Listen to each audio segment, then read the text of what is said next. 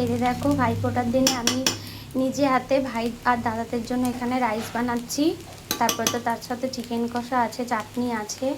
তো আমি এখানে এই যে এরকম করে রাইসটাকে করছি, আগে ভাতটাকে করে নিয়েছি, তারপরে আমি ভাতটা দিয়ে সবজিটা দিয়ে তার মধ্যে সব কিছু দিয়ে আবার একটু নেড়ে ছেড়ে নিচ্ছি, ঘি দিয়েছি।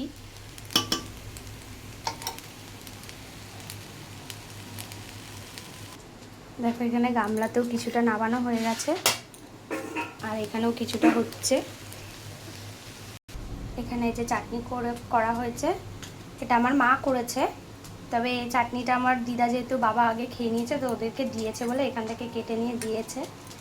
এই যে আমার রাইস কমপ্লিট। এখানে এই যে দেখো, আমি এখন মাংসটা বসিয়ে দিচ্ছি। তো মাংস ম্যারিনেট করার আছে, এখানে মা ম্যারিনেট করে রেখেছে, আর আমি এখানে গোটা গরম মশলা জিরা ফোড়ন দিয়ে দিলাম।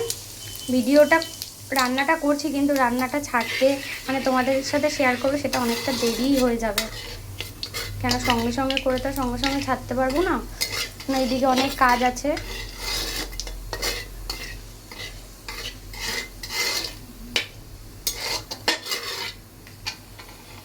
আর এখানে পেঁয়াজ কুচি করে নিয়েছি, এই পেঁয়াজ কুচিটা একটু পরে দিয়ে দেবো।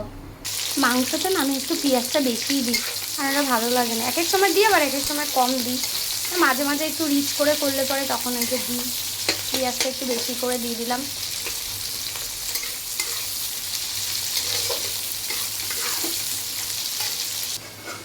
এই যে আমার আলুও দিয়ে দিয়েছি, আর মশলা সব দিয়ে দিয়েছি, দিয়ে এখন কষাচ্ছি, তারপরে মাংসটাকে দেবো। এই যে আমার এখন চিকেন কষছে এখানে।